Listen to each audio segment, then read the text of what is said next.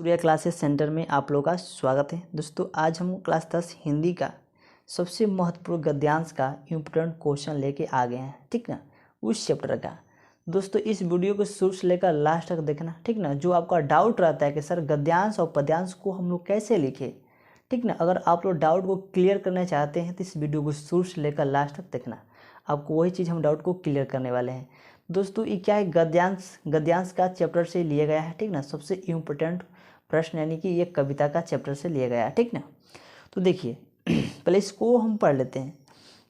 देंगे सुनी सुंदर बैन सुधारक जाने सयानी है, जानकी बजानी भली तिरहे करी नैन दो सैन तीन है। समुझाई कहू मुस्कुराई चली तुलसी तेही अवसर सोहे सौबे अवलोकती लोचन लाउ अल्ली अनुराग तटाक के बानु उदय विगति मनो मंजुल कज कली, ठीक ना।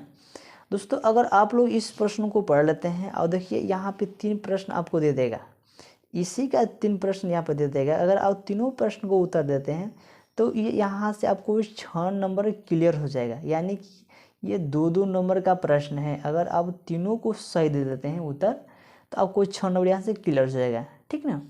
तो देखिए क्या होता है कि बहुत से बच्चों को ये होता है कि गद्यांश का संदर्भ कैसे लिखे, व्याख्या लिखे, किससे लिखे जाता है, संदर्भ कैसे लिखे जाते हैं। तो वही चीज़ हम आज की इस वीडियो में बताने वाले हैं। देखिए संदर्भ में से होता क्या है कि पहले हमको ये पता करना होता है कि ये किस चैप्टर से लिया गया है। संदर्भ कैसे लिखे, यानी संदर्भ लिखने के लिए तरीका क्या होता है, हमको पहले ये पता करना है कि किस चैप्टर से लिया गया है, इनका लेखक कौन है, ठीक। यहाँ पर देखिए अगर आप लोग इस चैप्टर के पढ़े होंगे ना तो आपको देखते ही समझ में आया होगा कि किस चैप्टर से लिया गया है। तो पहले समझिए, यहाँ पे लिखा है तुलसी यानी कि तुलसीदास, ठीक ना, यानी तुलसीदास यानी किस चैप्टर से लिया गया बच्चों, इस चैप्टर का नाम है वन पथ पर, यानी वन पथ पर से चैप्टर से लिया गया है। जो इनका लेखक है वो है हमारा गोस्वामी तुलसीदास जी है, ठीक है ना। क्या है, गोस्वामी तुलसीदास जी है। और जो इस चैप्टर का नाम है वन पथ पर, यानी वन पथ पर से लिया गया है, इस चैप्टर का नाम है। जो इनका लेखक है गोस्वामी तुलसीदास जी है। इतना समझ गए ना आप। चलिए आपको यहाँ पे पहले डालना है हेडिंग ब्लैक पेन से। क्या डालना बच्चों, ब्लैक पेन से हेडिंग डालना है और यहाँ से स्टार्ट करना है कि प्रस्तुत पद्यांश गोस्वामी तुलसीदास, यानी ब्लैक पेन से जो इम्पोर्टेंट जो हेडिंग है, जो नाम है, उसको ब्लैक पेन से आपको हाईलाइट कर देना है। गोस्वामी तुलसीदास द्वारा रचित कवितावली, क्या है, कवितावली से हमारी पाठ्य पुस्तक हिंदी को भी ब्लैक पेन से लिख लेना है। हिंदी में काव्य खंड में संकलित वन पथ पर सिर से लिया गया है, यानी कि जो चैप्टर का नाम है वन पथ पर चैप्टर से लिया गया है। जो इनका लेखक है वो हमारा गोस्वामी तुलसीदास जी है। आप लोग को इतना समझ में आया होगा, ठीक। ये तो हो गया। अब देखिए अब व्याख्या, इसको व्याख्या किस तरह से करेंगे उसको पहले समझना है। आप लोग ध्यान से उसको पहले समझिएगा।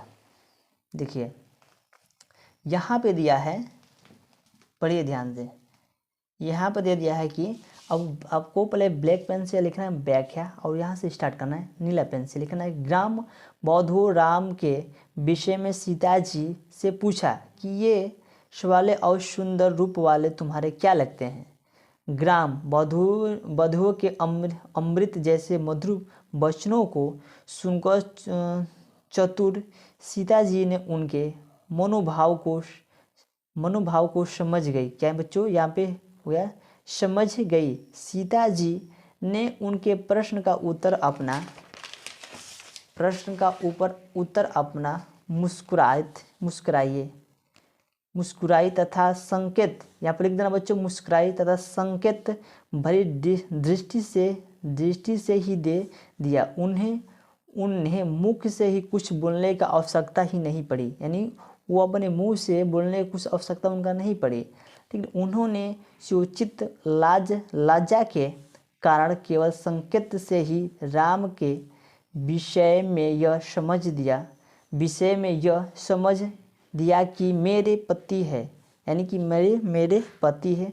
तुलसीदास जी कहते हैं कि सीता जी के संकेत को समझाकर खासियों या राम के सौंदर्य को एकटक देखती है। क्या है? एकटक देखती है। अपने नेत्रों को लाभ प्रदाब ऊर्जा है। क्या है? लाभ प्रदाब क्या है? प्रदाब ऊर्जा है। मानी प्रेम रूपी सरोवर में राम रूपी सूर्य का उदय हो गया।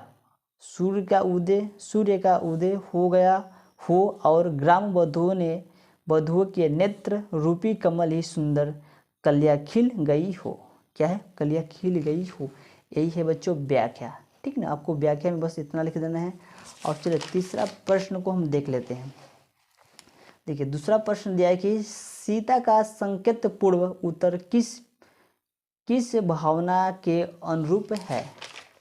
देखिए यहाँ पर तीसरा प्रश्न बच्चों हम यहाँ पे लिख दिए हैं कि सीता का संकेत पूर्व उत्तर भारतीय नारी की मर्यादा तथा लंद नेत्र निर्माण की भावना के अनुरूप है। क्या है बच्चों? भावना के अनुरूप है। ये तो हो गया। चौथा देख लेते हैं। चौथा दिया कि अनुराग तड़ा का क्या अर्थ है। जो अनुराग तड़ा का अर्थ है बच्चों हमारा प्रेम रूपी सरोवर। क्या है? प्रेम रूपी सरोवर। ठीक, बस दोस्तों आपको बस इतना ही लिख के बोर्ड एग्जाम में आना है। अगर आप लोग बस इतना कर देते हैं तो आपको यहाँ से 6 नंबर एक क्लियर हो जाएगा। ठीक ना, तो इसको आपको तैयार कर लेना है बोर्ड एग्जाम के लिए। यानी वेरी सबसे ज़्यादा इम्पोर्टेंट क्वेश्चन है।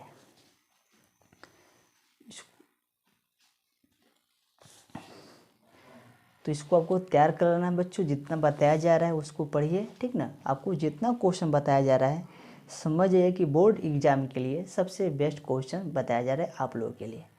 तो चलो दोस्तों आज के लिए बस इतना ही। तो मिलते हैं अगले नेक्स्ट वीडियो में। तब तक जय हिंद जय भारत।